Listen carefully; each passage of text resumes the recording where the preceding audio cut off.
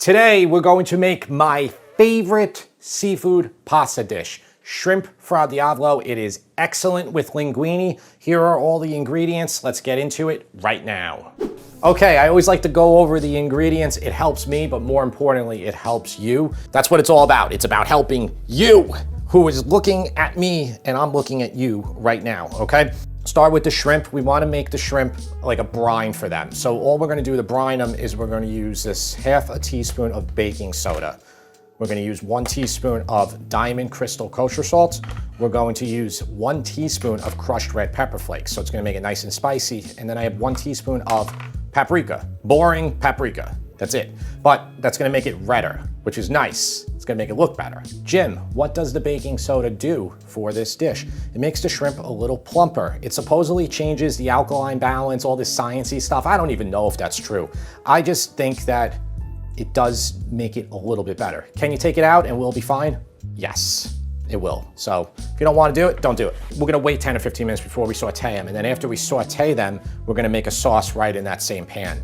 And for that sauce, I have extra virgin olive oil, but you can use regular olive oil. I have 28 ounces of plum tomatoes. These are good tomatoes. You just use any quality brand. We'll hand crush them.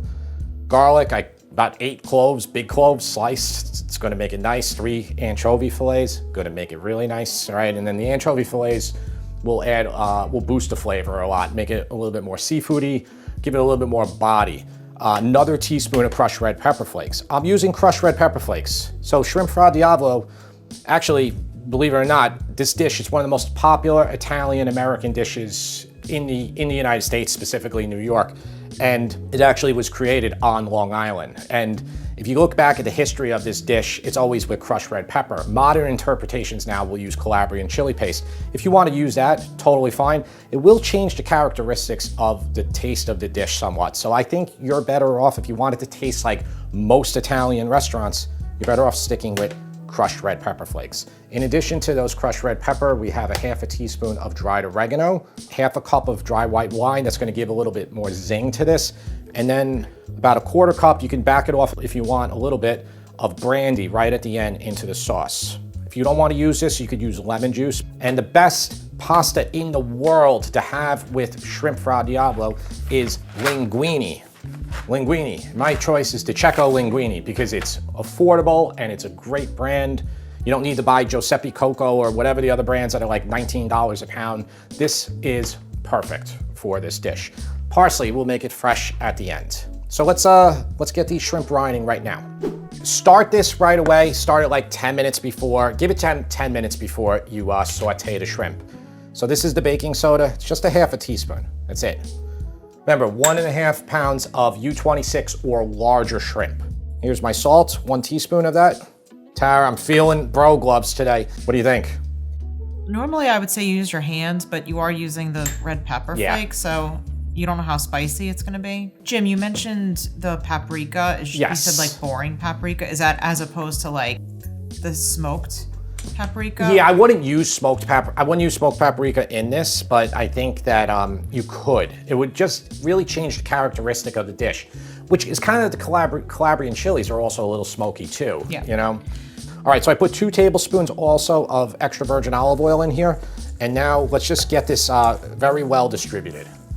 I'll tell you, I am eating my words every episode I make that I use these gloves, and they are becoming more and more a part of the repertoire. By the way, these shrimp were drained overnight. They were well drained. Make sure you do that. It'll help you get a little bit better sear later on your shrimp. So I just want to set these off to the side for 10 minutes. You can cover them or leave them open. So it's been about 10 minutes. We're going to sear the shrimp. I'm using this non-stick pan. This is a big pan. It's about 4 quarts. It's going to be able to hold the whole pound of pasta, a pound of linguine, our sauce, and 1.5 pounds of shrimp.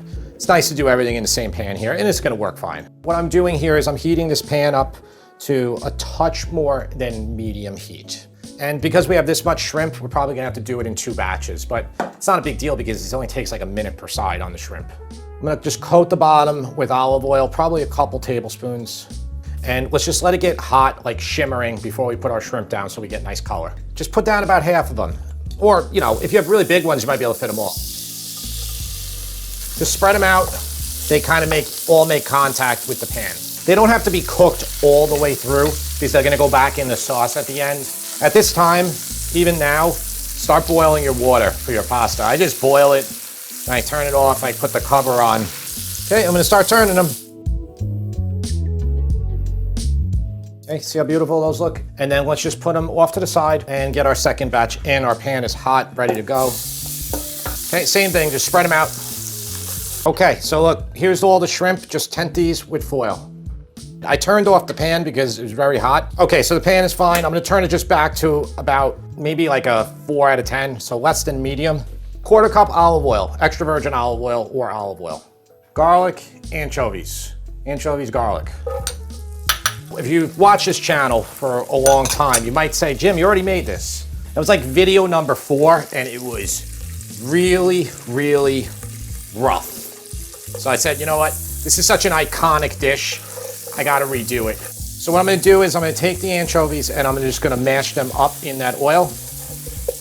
I'm gonna back that heat off even a tiny bit more. You just want everything to like meld here and just really delicious flavor. So I'm gonna show you these tomatoes here. So these are Bianco di Napoli. So hands, make sure you got some clean hands. Okay, shield hand and a crush hand. Honestly, these tomatoes have a lot of structure. They're a lot harder to do this with than Cento or really any other brand I've ever used. This is looking nice, but we see like we kept the heat really low. So the anchovies melted. Our garlic is getting really fragrant, but we can let the garlic go even a little bit longer than that. Trick is to get it golden, but not burnt. You want to get the color out of there because then it's going to flavor the oil and then it's going to flavor your delicious sauce. It's going to make everything really good. At this time, you get that water close to a boil and you know, you can pretty much start boiling it. You got about 10, 12 minutes on linguine. This sauce only comes together in about 8, 10 minutes too. You always want to have your sauce like waiting for pasta though. So don't boil your pasta far in advance. That's looking nice now. We have the other teaspoon of, if you don't like hot stuff, don't do this. We're not playing around here now. This is hot. This will be hot. Even, you know, two whole teaspoons of crushed red pepper in here. So let it go for like 20 seconds to permeate. And then we're gonna put in 1/2 cup of white wine. You can measure if you want, it doesn't matter. Turn the heat up to high. Okay, so that's reduced by about half. We're gonna put in our tomatoes. Okay, and I just put a little bit of water on the bottom of the can to remove the rest of that tomato residue. I'm gonna try to crush these a little bit more with the best tool in the world. It's meant to mash meat like when you're browning beef, but it works great for tomatoes too.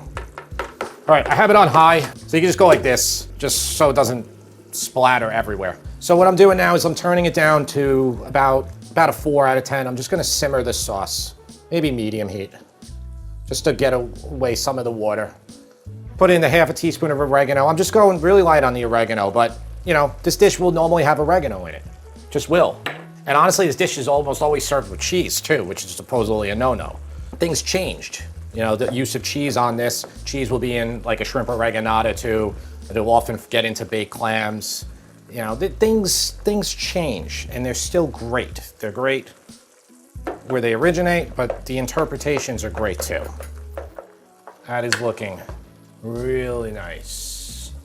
So listen, keep it low simmer, and let's boil the pasta. I'm gonna boil, I have my water boiling, 2 tablespoons of kosher salt, Morton's, maybe 3 if you're using Diamond Crystal, and then per gallon of water, okay? You want like a 1.5% salinity, and then cook it till it's about 2 minutes less than al dente, maybe 1 minute less, because we'll finish it in the sauce.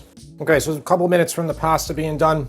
You can taste the sauce now. Oh man, that is spicy and delicious. Salt, maybe a touch, but I think it's pretty good. Okay, brandy. I have Hennessy here, but you could use the real cheap stuff too, it doesn't matter. It says 1/4 cup. I would say start with 2 tablespoons, mix it in, see how it tastes. You could always go up, but you can't take away.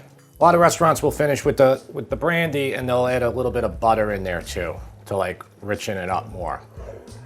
Definitely when you're doing like a lobster Fra Diavolo, they would do that. But you taste it, you see how you like it, you could always add more. You could also use that little squeeze of lemon juice too at this time. All right, this is ready for pasta. So right away, I said the recipe says whole 2 cups of pasta water, reserve it. You're not gonna need it all, but you're gonna need a little bit. I'm just putting in 1 ladle right now, which is about 1/3, okay? 1/3 of a cup. Pasta is not done yet. It's about maybe a minute and a half from done. I'm just gonna pull it. Now you can do this from a colander too. Just, again, make sure you just save your pasta water. So let's finish this in here, and we can add the shrimp in too, because it's gonna all take about 2 minutes. So that'll warm those shrimp right back up.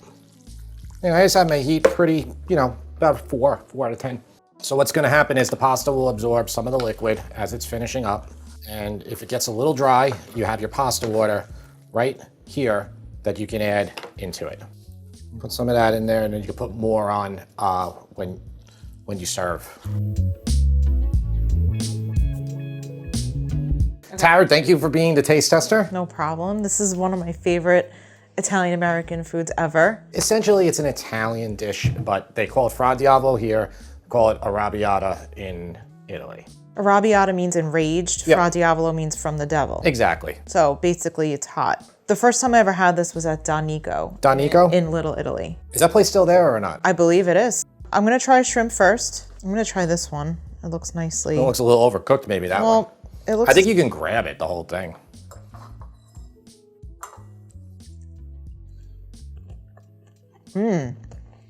Spice? The spice, but I can taste the garlic on it. Good. There you go. All right. How's the spice level? Too spicy or just right? I mean, it is hot. I definitely thought it was a little bit on the spicy side. It's not that hot. Okay. It definitely has heat, like I can feel it in the back of my throat, but the flavor is perfect, I think. I said in the first video, which I actually am going to leave up for posterity, it's number 4, but I think I actually said in that one, and I'll say it again here. When I was a kid, this was the first dish that my parents let me order from the grown-up menu. So I always loved this dish. And I think it was like a little bit of a mystique to it, because my dad would be like, it's gonna be too spicy for you. You can't handle it. And I always wanted to order it. This is really, really fantastic. I like how the sauce is sticking perfectly to the pasta. The tomatoes are really good. Yeah. We've never had had this them. brand before, but they're really good. Honestly, I know you put parsley in here. I think it would be good with basil. Basil, too. Yeah. Do you taste the brandy, or do you think I should have used more? I think you could have used more, but Okay. I always think you can use a little bit more of the alcohol for the flavor. But all in all, I think it's delicious. What does it get? I'm gonna give it a 9. A 9. I will take it. Yeah, it's delicious. I will take it. Good job.